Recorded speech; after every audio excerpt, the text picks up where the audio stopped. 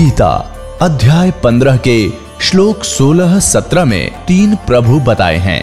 ये 3 प्रभु कौन हैं? किस प्रभु की शरण में जाने के पश्चात जन्म और मरण समाप्त हो सकता है? 3 प्रभुओं में सबसे उत्तम परमात्मा कौन है? कैसा है?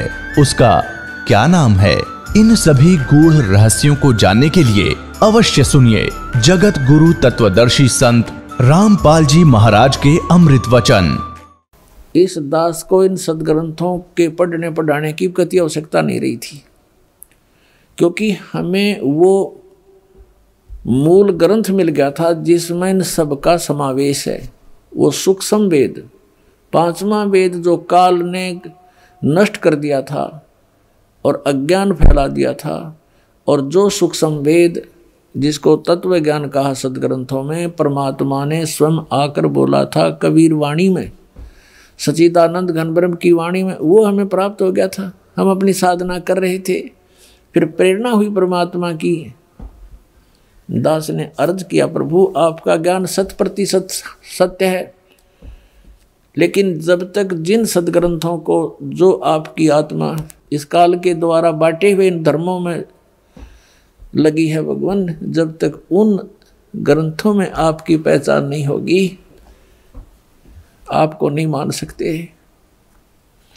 कितना सुख दे लो भगवान, इस सुख का तो अंत ही नहीं है। इस नकली सुख का आपने बताया है 3 लोक से तृप्त ना ही ये मन भोगी खसिया। तो यहाँ कितना सुख देंगे हम, कितना इनको अपने पास लगा सकेंगे। 10 सुख हो गए, 1 ना इनको प्राप्ति हुई, कोई उसी में छोड़ जाएंगे, त्याग जाएंगे, काल के दूतों का फिर फंस जाएंगे। परमात्मा ने दास की पुकार सुनी। एक दिन प्रेरणा करी, क्रोधाश्रम बन चुका था उस समय। पहले घर घर जाकर के सत्संग करते थे, डेली के कई पाठ होते थे, सारा दिन व्यस्त रहते थे। फिर थोड़ी सी राहत मिली, फ्री हुआ थोड़ा सा, क्योंकि सत्संग पाठ हम सामूहिक करने लग गए जैसे अब शुरू कर रखे। फिर सोचा कि अब इस समय का सदुपयोग हो प्रभु। प्रेरणा की परमात्मा ने, एक परमात्मा की वाणी याद आई कि वेद मेरा भेद है, मैं ना वेदन के माही, पर जौन वेद से मैं मिलूँ वो वेद जानते नहीं। परमात्मा की वाणी का ये अर्थ है कि चारों वेद मेरा ही गुणगान करते हैं, लेकिन वेदों में वर्णित विधि से मेरी प्राप्ति नहीं हो सकती। और जिस वेद से मैं मिलूँ उस सूक्ष्म वेद से, इन वेदों में उसका ज्ञान नहीं है, वो ज्ञान वेदों में नहीं है, ये वेद जानते नहीं। तो सबसे पहले दास ने सोचा कि गीता का अनुवाद भी किया हुआ, इसमें देखते हैं शायद परमात्मा का इसमें कोई ज्ञान पावे। ओए होए, जो ही श्रीमद् भगवद गीता को देखा, गीता ज्ञानदाता कहता मैं तो नासवान हूँ, मेरी जन्म मृत्यु होती है, और वो परमात्मा कोई और है। फिर 15वें अध्याय के अंदर देखा, इसमें सारा ही निर्णय, तीनों गुण क्या हैं सद ग्रंथों से देखा। वैसे पहले भी हम वर्बली सुनते थे, रजगुण ब्रह्मा, सतगुण विष्णु, तम गुण शिव जी। एकदम जैसे भूखे न भोजन, निर्धन को धन मिल जावा, फूला नहीं समाया करे, ऐसी दास की उमंग होगी। उठाया पेन कलम, नए सिरे से अनुवाद शुरू किया। गहरी नज़र गीता में एक पुस्तक बनाई, और सन 2001 के अंदर ये प्रेरणा हुई परमात्मा की, और वो पुस्तक बना के समाज में प्रवेश करी। बुद्धिमान समाज ने उसको पढ़ा, देखा, दूसरे अनुवादों से तुलना की, तो दांतों तले उंगली दबाई। तो पुण्यात्माओं, दास को इन सदग्रंथों की आवश्यकता नहीं थी, ये आपके लिए है। मेरे लिए तो ये सदग्रंथ ऐसे हैं जैसे अंधे की लालटेन होती है। एक अंधा व्यक्ति रात्रि के समय हाथ में जलती हुई लालटेन लेकर जा रहा था, लैंप। आगे से बच्चे आ रहे थे उछल कूद मचाते हुए। उस अंधे ने आवाज़ लगाई, बेटा देखना, देखना मैं अंधा हूँ, ध्यान से चलना मेरे पास, देखना बेटा मैं अंधा हूँ। अब बच्चों ने देखा कि ये आदमी बतावे अंधा, और लालटेन किस लिए ले रखी है इसने, लैंप किस लिए ले रखा है। निकट आकर के कहने लगे, बाबा क्या सचमुच अंधे हो? आखा बेटा मैं अंधा हूँ। फिर लालटेन किस लिए ले रखा आपने? उस अंधे ने उतर दिया तुम आंखों वालों के लिए, कहीं मेरे में टक्कर ना मार दो, बुढ़े आदमी ने घेर दो किता है। तुम आंखों वालों के लिए है कि मुझसे बाईपास हो जाओ, मुझे ना तंग करो, मैं गिर ना जाऊं, मुझ में टक्कर ना मार दो, मुझे तो दिखता नहीं। तो कहने का भाव ये है पुण्यात्माओं, ये जो सदग्रंथ हैं प्रत्येक धर्म के, तो उन अनुयायियों के लिए वो शिरोधार्य हैं। और जो इन सदग्रंथों को भी नहीं मानते, जैसे राधा स्वामी पंथ वाले और धन धन सतगुरु पंथ वाले, जय गुरुदेव पंथ वाले, ये कहते हैं हमने वेदों और गीता की आवश्यकता नहीं, हमारा ज्ञान तो वेदों और गीता से आगे का है। हमारे तो परम धनी है, उन्होंने जो वचन बोल दिए वो हमारे लिए सत्य है। उन्होंने तो अपने अनुभव से कहते राधा स्वामी धाम की खोज करी है, फिर अमेरिका खोज दिया और राधा स्वामी धाम। किसी भी सदग्रंथ के इतिहास में नहीं, राधा स्वामी कोई लोक है जो स्वयं सृष्टि रचनहार ने स्वयं बताया है कि सतलोक, अलखलोक, अगमलोक और एक अकैलोक। और ये के बताऊं मेरा उस तो ऊपर साडा राधा स्वामी लोक, और वो राधा स्वामी लोक बताने वाला भूत बनकर अपनी शिष्या उस बुक्की में लौट रहा, राधा स्वामी लोक उनका वह बुक्की बन गई। फिर इस शिवदयाल जी की शिष्या थी एक बुक्की नाम की लड़की, और उसकी मृत्यु के बाद राधा स्वामी उस शिवदयाल की मृत्यु के बाद वो शिवदयाल उसमें प्रेत बनकर आकर बोलने लग गया। उन्हीं के द्वारा लिखे हुए स्वामी जी महाराज के जीवन चरित्र में लिखा हुआ है। तो पुण्यात्मा जो ये कहते हैं कि हमने वेदों और गीता इनका आवश्यकता नहीं, अन्य सदग्रंथों की, तो वो तो कति नास्तिक होने के कागार पर खड़े हैं। अब राधा स्वामी पंथ, ये धन धन सतगुरु पंथ, जय गुरुदेव पंथ और जितने भी नकली पंथ हैं, इनके अनुयायी अब बेचारे दुख पाके लुट के पिट के हर तरह से, आध्यात्मिक ज्ञान तो है ही नहीं, और जो भौतिक लाभ होना था वो भी नहीं हो सकता, क्योंकि उनकी वे ऑफ वर्शिप बिल्कुल शास्त्र विरुद्ध है। पांचों नाम काल के जानो, पांचों नाम काल के जानो, घट रामायण के 27 पृष्ठ पर दूसरे भाग में लिखे। और उनसे अलग एक छठा नाम है, आदि नाम है, सतनाम और आदि नाम, उनसे मोक्ष होगा, वो उनको ज्ञान नहीं। तो इस प्रकार जो अपने सदग्रंथों से परिचित हैं, सदग्रंथों से कितने परिचित हैं कि वो ये मानते हैं कि हमारे सदग्रंथ हमारे धर्म के, हमारे लिए पूज्य हैं, मान्य हैं, इनमें जो लिखा वो सत्य है। तो उन पुण्यात्माओं को समझाना भी 2 मिनट की बात है कि जैसे हम पहले लोकवेद सुना करते, दंत कथा, श्री ब्रह्मा जी, श्री विष्णु जी, श्री शिव जी, ये अजरो अमर है, इनके कोई माता पिता नहीं, सर्वेश्वर महेश्वर कालज्ञ मृत्युंजय, इनका कोई रचनहार नहीं, सर्वेश्वर है, ये था लोकवेद। और हम ये भी सुनते थे कि ये ज्ञान ये महापुरुषों ने सदग्रंथों को पढ़कर हमें सुनाया है, क्योंकि उस समय हम अपने सदग्रंथ नहीं पढ़ सकते थे। आज परमात्मा ने सबसे पहले तो हमारी आंखें बनवाई, यानी हमें ये ज्ञान दिया, अक्षर ज्ञान दिया। इस अक्षर ज्ञान के आधार से अब हम अपने सदग्रंथों को स्वयं देखेंगे, फिर हम किसी की लोक वेद पर आधारित नहीं रह सकते। तो वो धन्य है वो पुण्यात्मा जो अभी तक अपने सदग्रंथों में विश्वास लिए हुए हैं।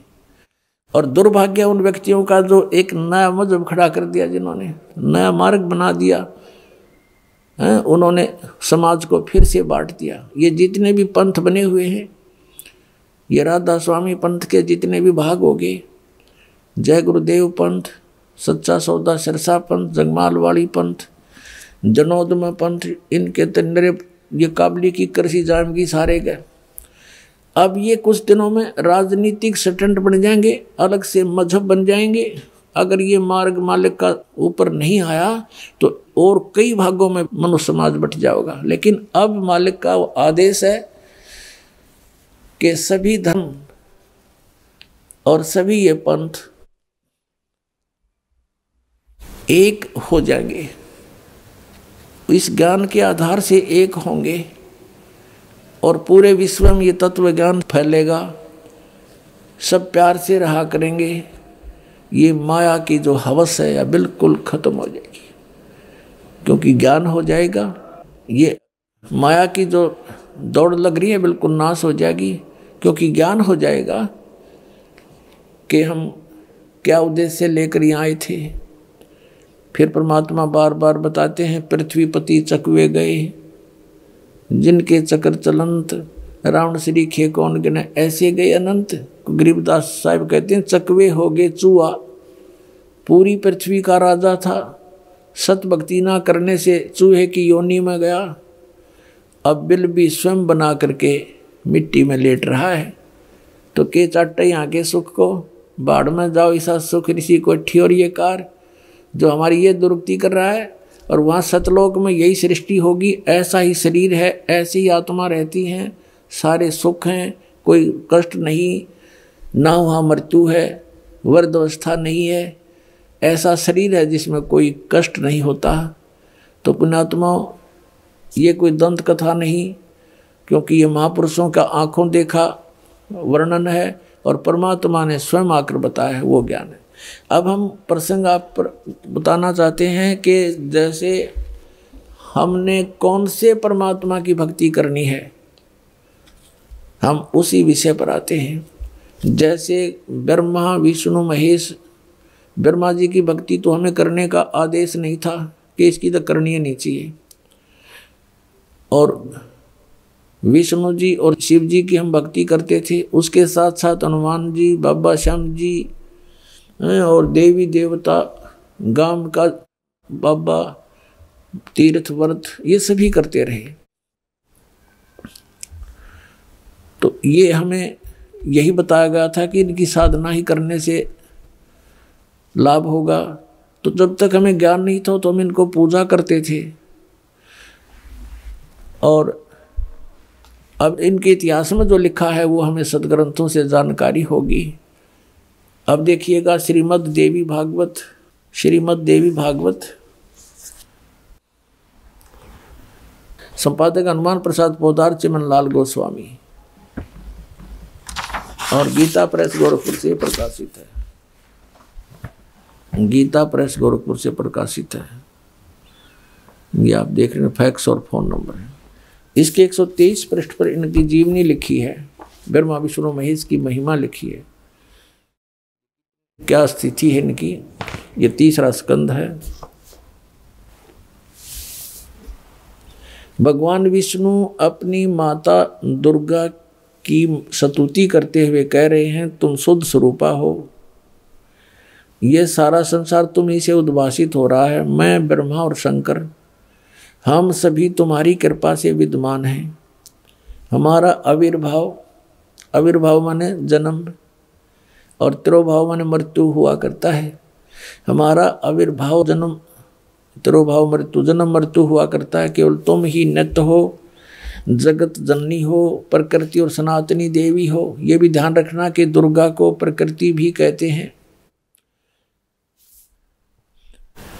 फिर भगवान शंकर बोले, देवी यदि महाभाग विष्णु तुम्ही से प्रकट हुए हैं तो उनके बाद उत्पन्न होने वाले ब्रह्मा भी तुम्हारे बालक हुए। फिर मैं तमोगुण लीला करने वाला शंकर क्या तुम्हारी संतान नहीं हुआ? अर्थात मुझे भी उत्पन्न करने वाली तुम ही हो शिवे। संपूर्ण संसार की सृष्टि करने में तुम बड़ी चतुर हो। इस संसार की सृष्टि, स्थिति और संहार में तुम्हारे गुण सदा समर्थ हैं। उन्हीं तीनों गुणों से उत्पन्न हम ब्रह्मा विष्णु एवं शंकर नियमानुसार कार्य में तत्पर रहते हैं। अपने आत्माओं, जो हम इनके बारे में ये सुना करते थे, ये अजरो अमर हैं, सर्वेश्वर हैं, ब्रह्मा विष्णु महेश, इनके कोई माता पिता नहीं है, ये था लोकवेद, यानी सुना सुनाया ज्ञान, दंत कथा। और अब हमने पढ़ा इनका जीवन चरित्र। इसमें लिखा है कि ये तीनों ये नासवान हैं, इनकी जन्म मृत्यु होती है, इनकी माता दुर्गा है। पिता कौन है वो और आगे वर्णन लिखा हुआ इसी के अंदर है, और शिव पुराण में तो बिल्कुल क्लियर कर रखा है, रुद्र संहिता में। वो काल रूपी ब्रह्म यानी ये ज्योति निरंजन सरपुरुष इनका पिता है।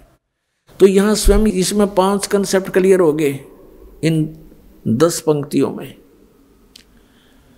एक तो ये हो गया कि ब्रह्मा विष्णु महेश नासवान हैं, दूसरा इनकी माता दुर्गा है, तीसरा प्रकृति दुर्गा को कहते हैं, चौथा ये हो गया कि रजगुण ब्रह्मा सतगुण विष्णु तमगुण शिव जी हैं, और पांचवा ये हो गया कि ये केवल नियमित कार्य ही कर सकते हैं, किसी के संस्कार में परिवर्तन नहीं कर सकते। किसी के भाग्य में दुख है, वो प्रारब्ध में दुख कष्ट पाप है, क्योंकि पाप से दुख होता है, तो वो दुख उसको भोगना ही पड़ेगा जो इन भगवानों का पुजारी है। और ये स्वयं नासवान है, इनकी जन्म मृत्यु स्वयं होती है, तो इनके उपासक की भी जन्म मृत्यु होगी। और जब तक जन्म मृत्यु है परम शांति नहीं हो सकती।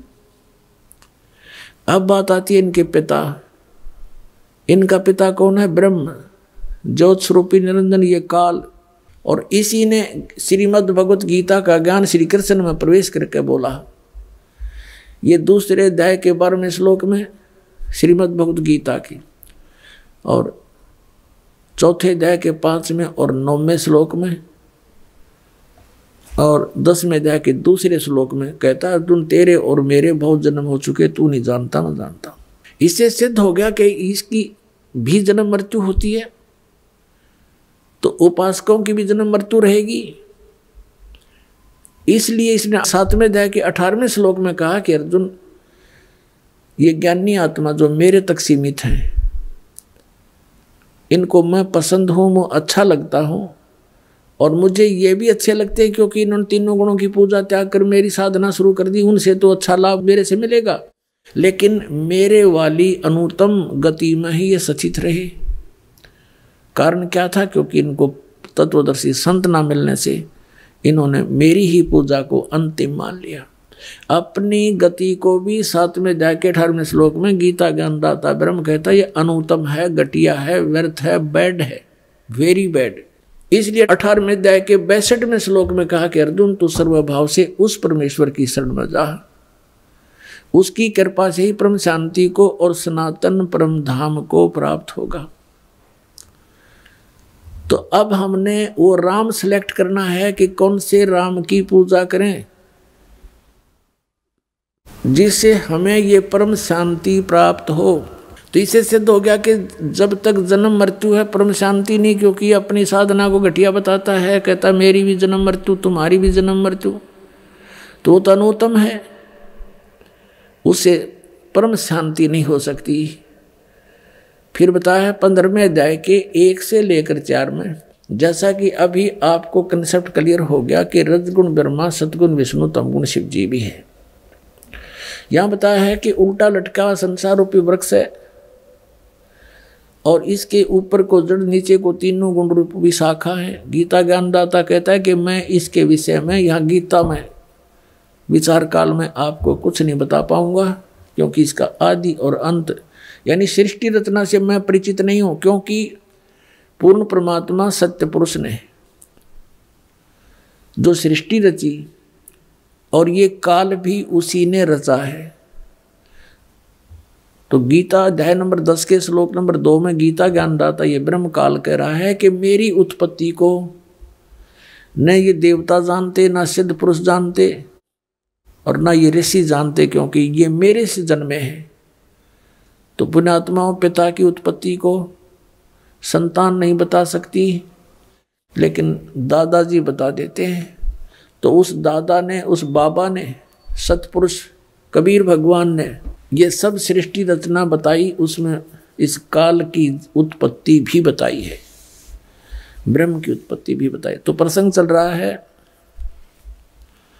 कि कहता है कि यहाँ विचार काल में 15वें अध्याय के 1 से लेकर 4 श्लोक में स्पष्ट कर दिया है।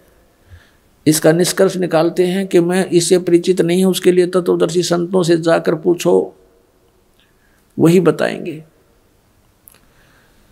तो फिर बताया, जब तत्वदर्शी संत आपको मिल जावें,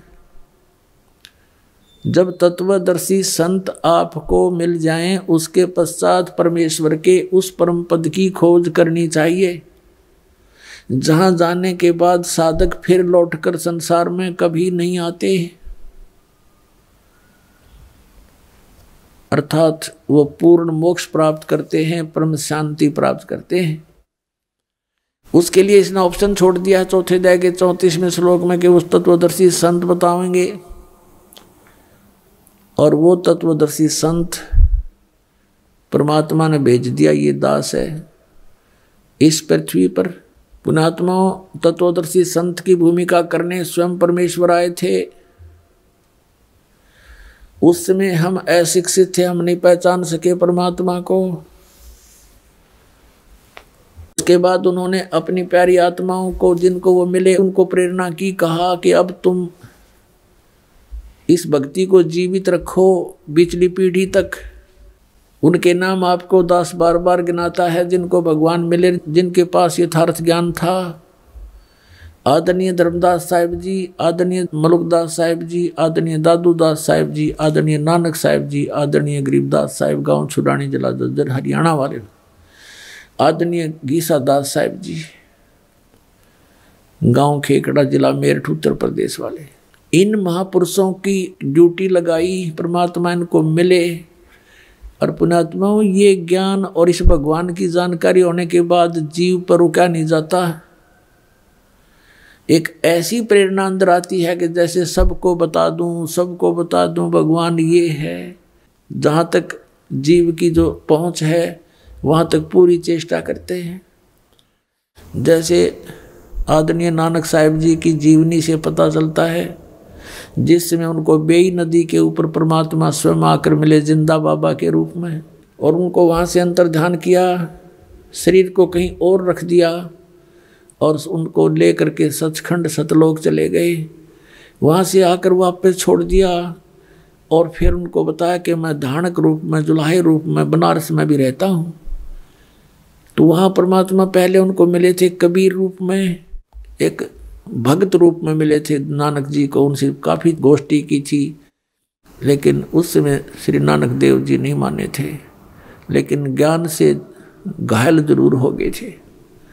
फिर परमात्मा जिंदा बाबा का रूप बना करके दोबारा वहाँ पहुँचे, फिर सचखंड लेकर गए। वहाँ से छोड़ दिया कि मैं काशी के अंदर रहता हूँ, जुलाहे का कार्य करता हूँ, स्वामी रामानंद जी मेरे गुरु हैं और मैं पृथ्वी पर गया हुआ हूँ ज्ञान प्रचार के लिए। तो नानक साहिब जी तीसरे दिन वापस आए, वहीं से चल पड़े। पहली उदासी उन्होंने बनारस साइड की परमात्मा को देखा धानक रूप में, जुलाहे रूप में कार्य करते हुए। तब कहा था, फाई सूरत मुलुकी वेश ए ठगवाड़ा ठगी देश, खरा सियाणा बहुता भारी, धानक रूप रहा करता। आंखों में आंसू भर गए। तो परमात्मा से उपदेश लिया, सतनाम। अब सतनाम प्राप्त किया जब पता लगा कि तेरे की पूरे गुरु बिना बात बने नहीं, और ये हैं वो पूरे गुरु, और यही परमात्मा है। वाहे गुरु, वाहे गुरु। अब पुण्यात्माओं, आप तो बालक हो, आपको लाल दे रखा है दास ने सतनाम का, आपको इतना ज्ञान नहीं इसका कि कितनी कीमती चीज है। लेकिन वो महापुरुष थे, वो परिचित थे लाल की कीमत से कि सतनाम बिना मोक्ष नहीं हो सकता, और मोक्ष बिना इस जीवन का के बाढ़ में जाएंगे, इसका कोई यूज नहीं, मिट्टी है ये तो इस मनुष्य जीवन की सफलता को होते हुए देख करके नानक साहिब जी पुण्यात्मा थे। वह अब उनके खुशी का ठिकाना नहीं रहा। वाहे गुरु, वाहे गुरु, वाहे गुरु, सतनाम सतनाम। वो तेरे की यू है सतनाम। सारा ज्ञान से परिचित हो गए, भगवान से साक्षात्कार हो गया। फिर अगर मगर खत्म हो जाती है, जब भगवान मिल गए, ब्रह्मा विष्णु महेश की स्थिति बता दी कि इनका जन्म मृत्यु होता है, इनकी ये माता है, ये पिता है, वो दिखाए परमात्मा ने। तब सचखंड में भगवान को देखा, फिर यहाँ देखा। वो तो एक अपनी प्यारी आत्माओं के साथ पल पल रहते हैं, फिर जब एक बार उनसे संपर्क में आ जाते हैं, फिर कहा था, वाहे गुरु सतनाम, वाहे गुरु सतनाम, वाहे गुरु। अब परमात्मा ने उनको कसम दिला दी थी, प्रतिज्ञा दिला दी थी इन महापुरुषों को जिनको वो मिले थे। ये सतनाम दिया था कि कसम है तुमको, आप जाप करो लेकिन किसी को आगे मत बताना। ये मंत्र 2 अक्षर का है, जिसमें एक ओम मंत्र है और दूसरा तत्व है जो सांकेतिक है। इनको कसम दिला दी थी, धर्मदास मेरी लाख दुहाई, ये मूल ज्ञान की तो बाहर न जाई। ये मूल ज्ञान के अंदर ये सतनाम और सारनाम दोनों आते हैं और पूरा ज्ञान आता है जातम। फिर आखिर में ये कहा है कि धर्मदास मोरी लाख दुहाई, ये सार शब्द की दबार ना जाइए। परमात्मा कहते हैं कि सोहम शब्द हम जग में लाए और सार शब्द हमने गुप्त छिपाए। सार शब्द का तो अब तक किसी को भनक भी नहीं लगने दी भगवान ने, लेकिन सतनाम का उन महापुरुषों के द्वारा प्रकाश अवश्य करा दिया था। लेकिन उनको मना कर दिया था कि अभी किसी को प्रदान मत करना। और पुण्यात्मा, जैसे वाहिगुरु वाहिगुरु जो किया नानक साहिब ने, वो किसको देख कर किया? कबीर परमेश्वर को देख कर किया। उस परम अक्षर पुरुष सतपुरुष को देख करके जो वाहिगुरु के, ये तो भगवान भी और गुरु भी, और यहाँ दानक रूप में ये वही बैठा। तो जब उनकी वाहिगुरु जो कसक है वाहिगुरु, तो ये किसकी तरफ थी? परमात्मा परम अक्षर ब्रह्म यानी सत्य पुरुष की तरफ, सतपुरुष की तरफ थी। अब जैसे नानक साहिब जी ने ये नाम किसी पूरे सिख समाज को नहीं दिया, ये महापुरुष थे, ये किसी की उसमें अपनी जो राग द्वेष में नहीं आए, राग में नहीं बहे कि इन बच्चों का क्या होगा अगर मैंने सतनाम नहीं दिया तो काल के मुंह में जाएंगे। नहीं, परमात्मा ने उनको कह दिया था कि तुम अभी तक इनको 5 नाम दो, प्रथम 5 नाम जो आपको देते हैं दास, और ये नाम मत देना भी। और जैसे धर्म पुण्य ये करते रहेंगे तो इन, और ये वाहिगुरु वाहिगुरु इसे मोक्ष नहीं हो सकता, जन्म मृत्यु बनी रहेगी, लेकिन इन सब क्रियाओं से मनुष्य शरीर मिलता रहेगा इनको। तो इस भक्ति को जीवित रखने के लिए इन महापुरुषों से प्रयत्न कराया। नानक साहिब जी की जीवनी देखो, उसमें बाई बाले वाली जन्म साखी में कहाँ गए, सिद्धों की आंखें खोलने की चेष्टा की, लेकिन वो मान बड़ाई के भूखे थे, वो फेल भी हो जाते थे नानक साहिब जी के सामने की तत्व ज्ञान के आगे, लेकिन हार स्वीकार नहीं करते थे। सब जगह चेष्टा की समझाने की, लेकिन ऑल इन वेन, व्यर्थ रही, क्योंकि हम शिक्षित नहीं थे। तो कहने का भाव यह है कि उठ महापुरुषों ने उन ऐसी क्रियाएं देंगे कि अभी तक हम उनको पढ़कर मनुष्य जीवन प्राप्त करते रहे, और हमें कुछ थोड़ा आध्यात्मिक जैसे यज्ञ का लाभ होता है वो भौतिक लाभ होता रहा, हमारी आस्था भगवान में बनी रही। अब वो पूरे सिख समाज में इवन जो नीचे के 10-9 गुरु थे उनको भी सतनाम प्राप्त नहीं था, और सतनाम बिना मोक्ष नहीं।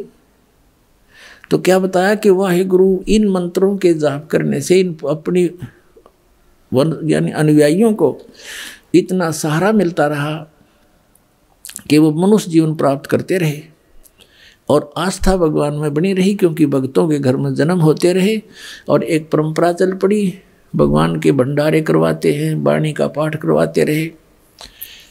तो इस करके ये अभी तक ये प्राइम टाइम है, यहाँ तक लाने थे परमात्मा ने, और ये भी सतनाम दे देंगे सबको। अब समय आ गया और सारे पार हो जाएंगे, इसमें क्या दिक्कत है।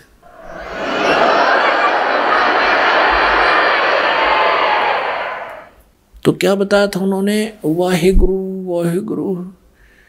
अब एक उदाहरण, क्योंकि संतों के जो कोड वर्ड है पुण्यात्माओं, ये बालकों के समझ में नहीं आ सकते, इसलिए जैसे पवित्र गुरु ग्रंथ साहिब है, पवित्र गीता जी, पवित्र वेद, श्रीमद् भगवत गीता जी, इनमें पवित्र पुराण, पवित्र कुरान, बाइबल, इनको समझने के लिए सतगुरु की आवश्यकता पड़ेगी। अब कोई इन्हीं तक सीमित रहे तो उससे बात बने नहीं, स्वयं निष्कर्ष जीव नहीं निकाल सकता। अपने सत्र पर जीव की सोच, जैसे अध्यापक की आवश्यकता होती है सिलेबस को समझाने के लिए, तो स्टूडेंट नहीं समझ सकते उसको, वो तरीके समझाने के उस टीचर को ही पता होता है। सिलेबस वही होता है, बच्चे भी पढ़ते रहते हैं लेकिन वो नहीं समझ सकते। ऐसे ही स्वयं किसी भी सदग्रंथ का अध्ययन करते रहने से और बिना गुरु के जीवन व्यर्थ हो जाता है। अब जैसे वाहे गुरु का नाम दे गए वह, लेकिन सतनाम मना कर दिया। खबरदार, भाई बाले वाली जन्म साखी में एक अध्याय है समुद्र की साखी, तो उसमें नानक साहिब जी और बाला और मर्दाना दो उनके सेवक जो हरदम साथ रहते थे, उन्होंने प्रार्थना की, ए गुरुदेव हमें लंका दिखाओ, उनसे कहा कि आंखें बंद करो। आंखें बंद करके खोली तो समुद्र पर खड़े थे किनारे पर। श्री नानक देव जी ने कहा कि तुम मेरे पीछे पीछे वाहिगुरु वाहिगुरु करते हुए आ जाओ। आगे चल पड़े, जैसे पृथ्वी पर चलते ऐसे समुद्र पर चलने लगे। बाला और मर्दाना तो वाहिगुरु वाहिगुरु जप रहे हैं और नानक साहिब जी 2 अक्षर का वो नाम जाप कर रहे हैं, सतनाम। लेकिन उनको विधि नहीं बताई, बोल के सुना दिया। अब बोल के सुनाने से उनको क्या हुआ कि मर्दाना ने सोचा जब गुरुजी जो नाम जाप करे मैं भी वो क्यों ना करूं। वाहेगुरु छोड़कर वो सतनाम जाप करने लग गया 2 अक्षर का, और वो डूबने लग गया। तब नानक साहिब जी ने कहा कि मर्दाना तू वो जाप कर, वाहेगुरु जो मैंने व्याख्या है, मेरी नकल मत कर। गुरु की नकल नहीं करनी चाहिए, गुरु जी की करने की तरफ नहीं देखा है। वचन पर डटना शिष्य का कर्तव्य होता है। अब फिर उसने वाहेगुरु शुरू किया तो वो फिर जल पर थल की तरह चलने लगा। अब ये झटका क्यों दिया नानक साहिब जी ने? पुणात्मा हो, आप तो बालक हो, बालक बुद्धि है आपकी, बच्चे हो भी।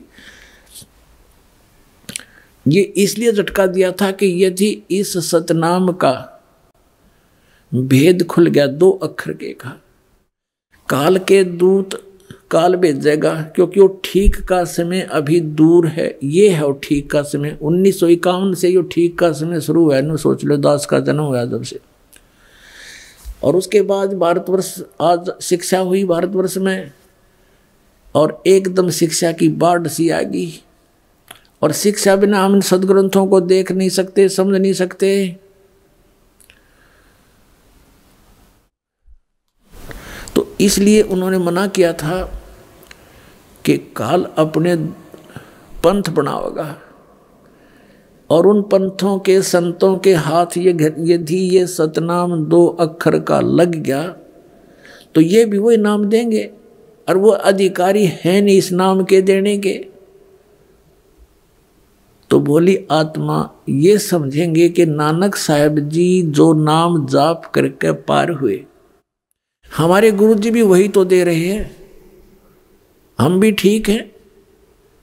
लेकिन पुण्यात्माओं, उन महापुरुषों को सख्त हिदायत थी परमात्मा की कि तुम जाप करो, कल्याण करवाओ, तुम अधिकारी हो। लेकिन अधिकारी तो ये और भी हैं, लेकिन इनको ज्ञान नहीं इस तरह का। और प्रत्येक ने ऊपर ले जाकर मैं छोड़ भी दूँ तो सभी उस बात पर दृढ़ नहीं होते। जैसे हजरत मोहम्मद जी को भी परमात्मा लेकर गए थे, जैसे इन महापुरुषों को लेकर गए। मैं बार बार आपके समक्ष उनके नाम लेता हूँ, लेकिन हजरत मोहम्मद ने, क्योंकि यहाँ उनकी प्रभुता घनी हो चुकी थी, लाखों शेष बन गए थे, तो उन्होंने वो स्वीकार नहीं किया सतलोक में वाले ज्ञान को, तो परमात्मा ने उसको वापस छोड़ दिया था। और कहते हैं हम मोहम्मद को वहाँ ले गयो सतलोक में, और इच्छा रूपी वहाँ नहीं रहो। उल्ट मोहम्मद महल पठाया, गुज बीरज एक कलमा लाया, रोजा बंग नमाज दे रे, बिस्मिल की नहीं बात कही रे। अब जैसे तुम बिस्मिल करते हो, ये हजरत मोहम्मद का आदेश नहीं है। उन्होंने केवल रोजा, बंग और नमाज, ये 3 चीज दी थी आपको। बिस्मिल की नहीं बात कही रे। नबी मोहम्मद नमस्कार है राम रसूल कहाया, 1,80,000 को सौगंध जिन नहीं कर चलाया। अरस कुरस पर अल्लाह तकत है खालिक बिन नहीं खाली, वह पैगंबर पाक पुरुष थे साहिब के अब्दाली। अब कहने का भाव यह है कि हजरत मोहम्मद जी को भी परमात्मा ले गए थे, लेकिन वो नहीं रखे, रुका वहाँ पर, न उस ज्ञान को स्वीकार किया। तो इसी प्रकार वो वेदों में लिखा है कि वो परमात्मा अपने दृढ़ भक्तों को मिलता है, उनको तत्व ज्ञान से परिचित कराता। ये दृढ़ भगत थे जो कह दिया सो फाइनल, आगे बिल्कुल उसकी कहीं पर जो है ना उसकी महक भी नहीं जाने दी सतनाम क्या होता है। तो पुण्यात्माओं, अगर आज ये राधा स्वामी धन सतगुरु जय गुरुदेव, ये सच्चा सौदा सरसा वाले और ठाकुर जी वाले यानी शिवदयाल जी के जो ब्रांच हैं, ये भी ये सतनाम का नाम देते। गुरु ग्रंथ साहिब देखो पढ़ा करते, क्योंकि इन्हीं सिख धर्म से निकले हुए ये संत हैं। तो ये भी इनाम देना शुरू कर देते। तो आज हम कैसे पहचानते इस काल के और दयाल के पंथ को? या दया करी दाता ने उन बच्चों को अपने को सावधान कर दिया कि खबरदार, बिल्कुल नहीं बताओगे किसी को, और उन्होंने दृढ़ता से पालन किया। तो ये झटका देना जरूरी था, ये सार्वजनिक करना भी आवश्यक था कि मैं ये जाप किया करता। अब इसकी जहाँ जो ये लीला की नानक साहिब जी ने, इसके हमें हानि भी हुई लेकिन लाभ घना हो गया। हानि क्या हुई कि जैसे नानक साहिब जी ने अपनी अमृतवाणी में ये मंत्र लिखा था, तो उस मर्दाना वाली घटना से परिचित हो गए आने वाले गुरुओं ने ये सख्त जो है ना बैरिगेट ला दिया कि इस 2 मंत्र के नाम का हमारे सिख अनुयायियों को ये कहीं पढ़ने को भी नहीं मिलना चाहिए, नहीं तो कहीं कोई इनका जाप कर लेगा तो गुरुदेव की आज्ञा की अवहेलना हो जाएगी और वही हानि हो जाएगी जैसे मर्दाना को होगी थी, डूबने लग गया था। तो अब उन्होंने इस दृष्टिकोण से गुरु ग्रंथ साहिब में वो वाणी कति निकाल दी। फिर परमात्मा ने दया करी कि मालूम था ये तो महापुरुष थे, नानक साहिब जी को मालूम था कि यह गड़बड़ ऐसे भी होएगी, तो उन्होंने फिर एक वाणी लिखी, प्राण संगली बनाई अलग से। उस प्राण संगली के अंदर नानक साहिब जी ने पूरा भेद दे रखा है श्वास के सिमरण का। इस 2 अक्षर के मंत्र कति क्लियर लिखे थे उसमें भी, और उसके लिए प्राण संगली को लिखकर, अब प्राण संगली के अंदर एक भूमिका है, उसमें स्पष्ट लिखा उन महापुरुषों ने जिन्होंने प्राण संगली को छपवाया है कि ये प्राण संगली नानक साहिब जी ने, सिंगल द्वीप का एक राजा था शिवनाभ नाम का, शिवनाभ, उसके वहां बैठकर रचना की थी, उसको सुनाई थी, उसने स्वीकार की थी और उसको कहा, नानक साहिब जी ने कहा है कि ये प्राण संगली मेरी देह है, मेरा स्थूल शरीर है और ये संसार से पार होने का एक पुल है। ओए होए, ये संसार से पार होने का एक पुल है, इसने संभाल के रखना, इसको रखने का अधिकारी तू ही है, इस 3 लोक में दूसरा नहीं है। कहने का भाव उनका ये था कि ये मैंने जो अपना अनुभव इसमें लिख दिया तो ये समझो मैं ही हूं और जैसा मेरा आदर करते हो ऐसा इसका आदर करना। और कहने का भाव ये नहीं था कि इसी को मत्था टेकते रहना, इसमें लिखा ऐसे करना, नहीं। उसका उद्देश्य ये था कि इसको श्रद्धा से रखना, आम आदमी को मत देना कि अनादर कर देंगे, किसी के गलत के हाथ लग जाएगा। तो फिर उन्होंने ये भी लिखा है कि फिर मेरा कोई सिख आवेगा और इसको दे देना। तो क्या हुआ इतिहास में थोड़ा दिखा देता हूँ आपको। तो फिर क्या हुआ, थोड़ा मौखिक बताता हूँ, फिर आसानी से समझ में आओगे। तो क्या हुआ, 5वें गुरु अर्जन देव जी हुए सिख समाज में। तो उन्होंने सोचा कि भाई सब महापुरुषों की वाणी इकट्ठी कर दूं और इसको एक आदरणीय ग्रंथ बना के इसके पठन पाठन के लिए इसका प्रचलन करना था। उसने प्रेरणा उन्हीं महापुरुषों की थी। तो उन्होंने सब वाणी इकट्ठी की, जिस जिसके पास भी नानक साहिब जी की वाणी थी। तो उनको पता चला कि ऐसे ऐसे एक शिवनाभ राजा के पास नानक साहिब जी की बहुत अनमोल ग्रंथ रखा है।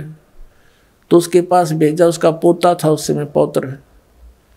पहले उसने मना कर दिया कि मेरे पिताजी को गुरुजी ने मना कर रखा, किसी को देनी नहीं है। बड़ा संघर्ष किया कि नहीं देना पड़ेगा, हमारा ग्रंथ है, हमारे गुरुजी का ग्रंथ है, तुम क्यों नहीं दोगे। यानी आखिर में उसने देना पड़ा, उसने दे दिया वो ग्रंथ। गुरु अर्जन देव जी ने उसको पढ़ा, उसमें देखा कि इसमें तो बहुत कुछ लिखा है। उसमें कहाँ तक लिखा था, दोनों महापुरुषों की गोष्ठी हुई थी, परमेश्वर कबीर जी की और नानक जी की। उसमें स्पष्ट लिखा है, पहले तो प्रथम गोष्ठी में तो नानक साहिब जी समझ नहीं पाए कि ये कबीर धानक ये परमात्मा होगा। तो परमेश्वर जिस भी महापुरुष से मिले हैं, जैसे धर्मदास जी से मिले थे, उसको कहा था, हे महात्मा जी, मैं तो ज्ञान का भूखा हूँ, मुझे कहीं ज्ञान मिला नहीं, आप मुझे ज्ञान दो। तो धर्मदास ने कहा था कि ज्ञान का लाभ जब होता गुरु बनाओ। तो धर्मदास जी से कहा परमात्मा ने कि मैं गुरु बनाऊंगा, लेकिन मेरे शंका का समाधान तो कर दो, और आप मुझे चलो शिष्य बना लो, ऐसे ही सुना दो। तो धर्मदास जी ने कहा था कि मैं शिष्य नहीं बनाता, हमारे गुरुजी हैं, उनसे नाम दिलाऊंगा मैं। तो ऐसे ही नानक जी को मिले थे बेई नदी पर, उनसे प्रश्नोत्तरी की थी। नानक साहिब जी ने भी यही कहा था कि गुरु बिन मोक्ष नहीं होता, आप गुरु बनाओ। परमात्मा ने कहा ठीक है, आपसे बड़ा कौन गुरु हो सकता है मेरा, मैं आपको गुरु बनाता हूँ, मुझे ज्ञान बताओ, मेरे प्रश्नों का उत्तर दो, समाधान करो। तो ये प्रश्नोत्तरी हुई थी। तो परमात्मा ने उनसे प्रसन्न किया था, क्योंकि नानक साहिब जी का जन्म पवित्र हिंदू धर्म में हुआ था। कालूराम मेहता खत्री ये इनके पूज्य पिताजी थे, और नानक साहिब जी को एक बिरदलाल नाम के पांडा पढ़ाने आया करता था, गीता पढ़ाता था ब्राह्मण। और श्री कृष्ण जी और विष्णु जी को, शंकर भगवान को ये अपना प्रिय इष्ट मानते थे, गीता जी को सही मानते थे। तो गीता जी के अंदर प्रमाण बताए पर नानक साहिब जी को कबीर साहब ने कि ऐसे ऐसे लिखा है। वो तो कहता मेरा जन्म मृत्यु होती है, वो सारी रेफरेंस दिए उसको। तो नानक साहिब जी उस समय नहीं माने थे, लेकिन घायल हो गए थे, जख्मी हो गए थे कि ज्ञान सच्चा है। और अब के जब वो संत आ जावे तो मैं बात करूं उनसे, दूसरी रूप में परमात्मा फिर जिंदा बाबा के रूप में गए थे, और फिर उनको सचखंड लेकर आए थे, सचखंड वापस छोड़ा था। अब कहने का भाव ये है कि इस प्राण संगति के अंदर पूरा विवरण था कि नानक साहिब जी ने कबीर परमेश्वर जी को अपना गुरु स्वीकार किया हुआ था। पहले तो क्या देखा अर्जुन देव जी ने कि इसमें तो सारा वो क्लियर लिख रखा है कि कबीर जी इनके गुरु थे। फिर क्लियर लिख रखा है ये मंत्र 2 अक्षर का मंत्र जो बिल्कुल नानक साहब ने मना कर रखा है। तो उसको उन्होंने उस प्राण संगली को, जिसको नानक साहब जी कह रहे थे मेरा शरीर है, मुझे ही समझ लो, अगर किसी को नष्ट कर दिया तो मुझे नष्ट कर दिया तुमने। लेकिन उस आज्ञा को देखते हुए कि जो इंसिडेंट मर्दाना के साथ हुआ था कि उसने सतनाम के 2 अक्षर का नाम जाप कर दिया था, शुरू कर दिया था, और वो डूब गया था। गुरुदेव ने मना कर दिया था कि तूने ये जाप नहीं करना, तो कहीं ये आज्ञा केवल ना हो जाए। इसमें तो सब कुछ लिखा, इसलिए उस ग्रंथ को, प्राण संगली को जल प्रवाह कर दिया एज इट इज। एक साधु था, एक भगत था, उसने प्रार्थना की महाराज इतना अनमोल ग्रंथ है, मुझे दे दो, मैं अलग रख लूंगा, किसी को नहीं बताऊंगा। तब उस प्रार्थना को स्वीकार करके कह दिया ले जा, निकाल ले जा इसको तू। वो निकाल लिया। देख दया दाता की काल ने कहाँ तक आड़ कर दी थी, कहाँ तक बात बिगाड़ दी थी। तो फिर भी अगर प्राण संगली में ना भी मिलता तो परमात्मा कहते हैं ना, काल के कहीं ना कहीं से वो रास्ता निकाल लाते परमात्मा, काल से बचा कर सत्य को। क्योंकि जन्म साखी, भाई बाले वाली जन्म साखी, समुद्र की साखी में क्लियर लिख दिया कि नानक साहब जी ये जाप करा करते थे, इसने ये मिटा नहीं पाए, कहीं छुपा नहीं सके। तो आज आपको समझने के लिए सफिशिएंट है कि कौन है वो 2 अक्षर का मंत्र और किस उद्देश्य से मना किया था नानक साहब जी ने। और फिर साथ में ये भी कहा कि ये मंत्र है जाप करने के और कोई मंत्र नहीं है, और ये पूरे गुरु से लेकर जाप करना। यानी उस समय इनको छुपाना जरूरी था। अब वर्तमान में ये दास भेज दिया उन महापुरुषों ने, परमात्मा ने भेज दिया कि अब इस नाम को दो और सबका कल्याण हो जाएगा। सभी यहाँ आ रहे हैं बार बार जन्म लेकर के।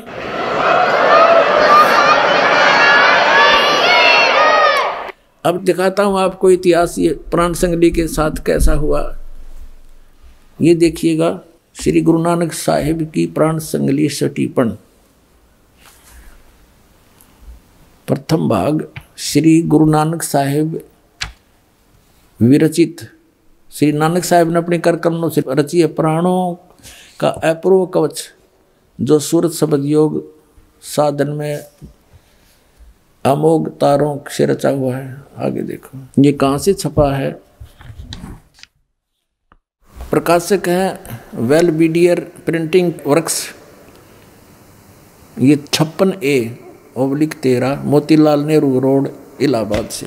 इसके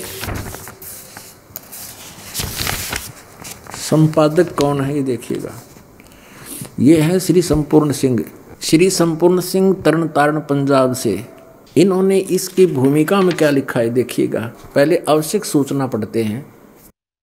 गुरु नानक साहिब जी ने यह अपूर्व ग्रंथ प्राण संगली किस अवसर पर सिंगला द्वीप में वहाँ के परम भक्त राजा शिवनाभ जी को उपदेश करके बख्श दिया और फिर उनकी 5वीं गद्दी के अधिष्ठाता गुरु अर्जन देव जी ने उसे कैसे सिंगला द्वीप से मंगवाया था और किस कारण से उसे गुरु ग्रंथ साहिब के संग्रह से अलग रखा, इसका वर्णन गुरु नानक साहिब के जीवन चरित्र में दूसरी यात्रा के आखिर के हिस्से में और टिप्पणकार के निवेदन में लिखा है। गुरु नानक साहिब ने यह अनमोल ग्रंथ नाम प्राण संगली क्यों रखा? यह तो पक्के तौर पर वही कह सकता है जिसकी गति उनकी सी हो। ओए होए होए, कहते ये क्यों नहीं गुरु ग्रंथ साहिब में प्राण संगली को जोड़ा? इसके विषय में तो वो ही बता सकता है जिसकी गति उनकी सी हो, यानी नानक साहिब जैसे महापुरुष होंगे वही बता सकेंगे कि किस कारण से प्राण संगली को गुरु ग्रंथ साहिब मना लिया। तो भी कुछ लखावा उसका उनके उस वचन से होता है जो कि निज मुख से उन्होंने राजा शिवनाभ से कहा, ई ग्रंथ मेरी देह है, मेरा स्थूल रूप है, प्राणों मेरिया का संग्रह कहे कवच है, जगत समुद्र का ई पुल है, जगत से पार करने का इसके अंदर जो मार्ग लिखा है वो समझो पुल है। ई प्राण संगली में तैनू बख्शी है, ये ई अजर वस्तु है, सोते ही जरी है, यानी तू इसके योग्य है, तूने विश्वास किया इसके ऊपर। ई प्राण संगली अमृत प्रवाह है और तेरे ही मुख विखे प्रवेश हुई है, होर 3 लोकां विच इस वस्तु ਨੂੰ संभालता कोई नहीं, ताते प्राणों विखे प्राण संगली रखनी।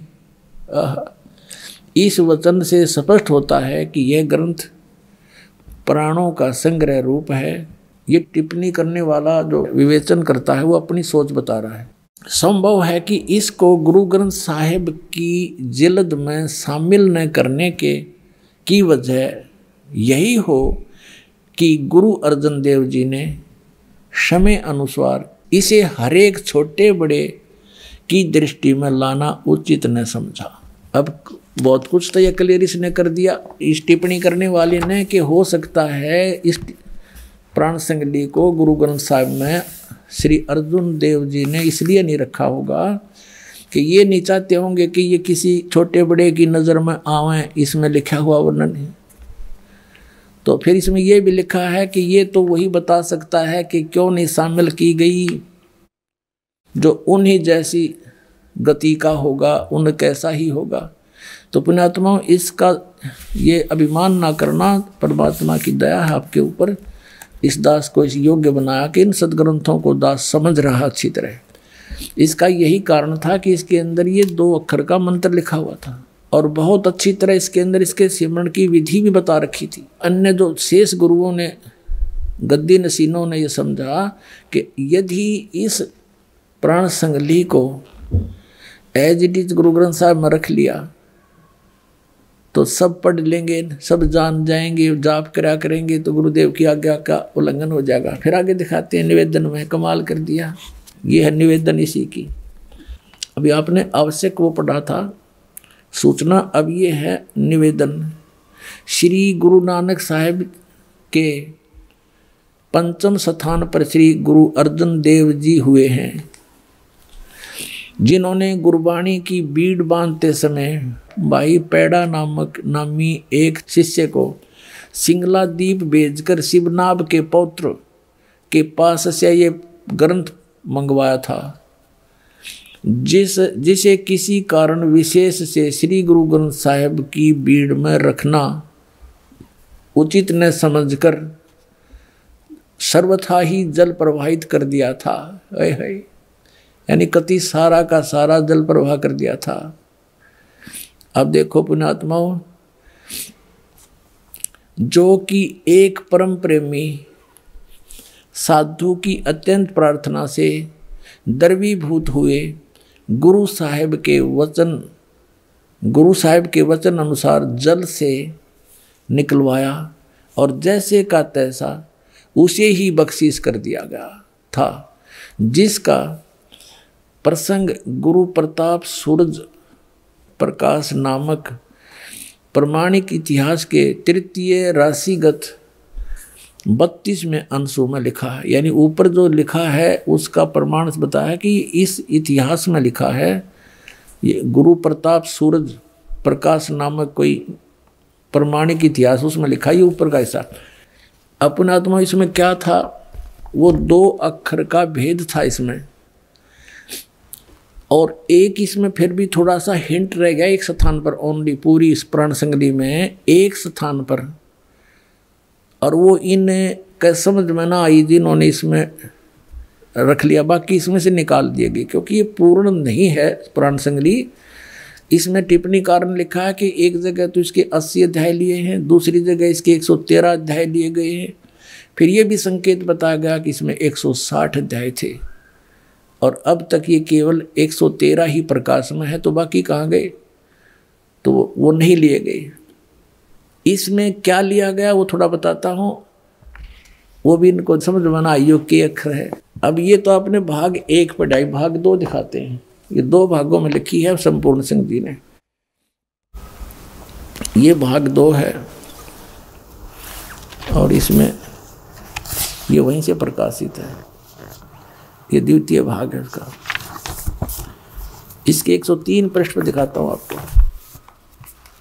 ये देखिए 103 पृष्ठ पे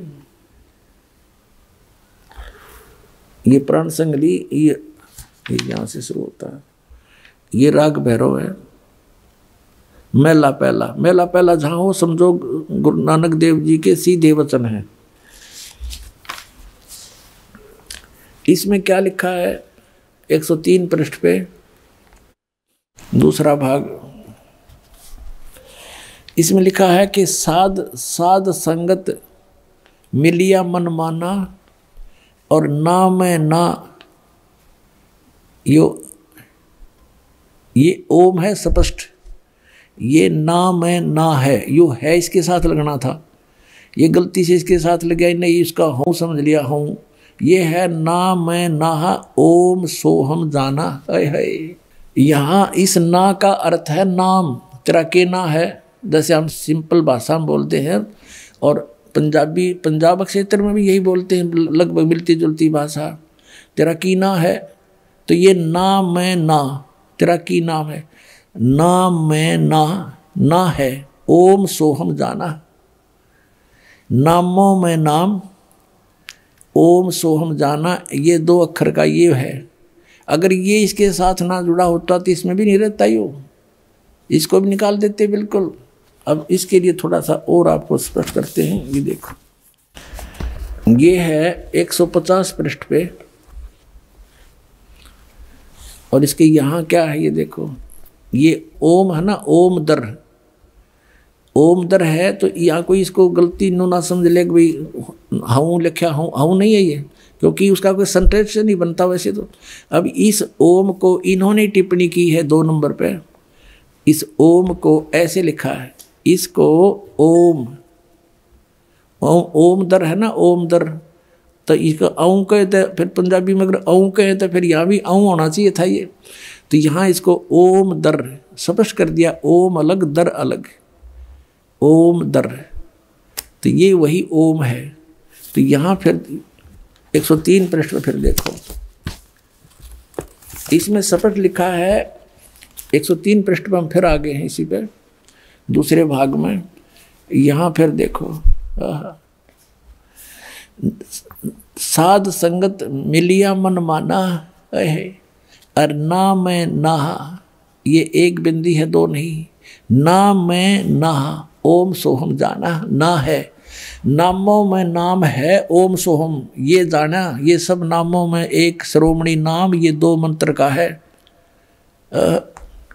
और इसे क्या बताते हैं, सगल भवनमय एक का ज्योति सतगुरु पाया सहज स्रोत, और नानक कलबिस काटता ही सहज मिले अमृत सिंचाई, कि इस 2 मंत्र के नाम ते ये कलबिस माने पाप कटते हैं। अपने आत्माओं, जैसे अभी तक ये सदग्रंथ पवित्र 4 वेद, पवित्र श्रीमद् भगवत गीता, पवित्र 18 पुराण और पवित्र गुरु ग्रंथ साहिब, पवित्र बाइबल, पवित्र कुरान शरीफ, इसको बड़ी चाव से बड़ी श्रद्धा से सभी अपने धर्म के लोग पढ़ा करते थे, लेकिन समझा कोई नहीं। जिन महापुरुषों ने लिखा, अब उनके लेख को, टीचर के लिखे हुए लेख को टीचर ही बता सकता है, विद्यार्थी नहीं जान सकते, चाहे उसने सिर पर धर के घूमते रहो।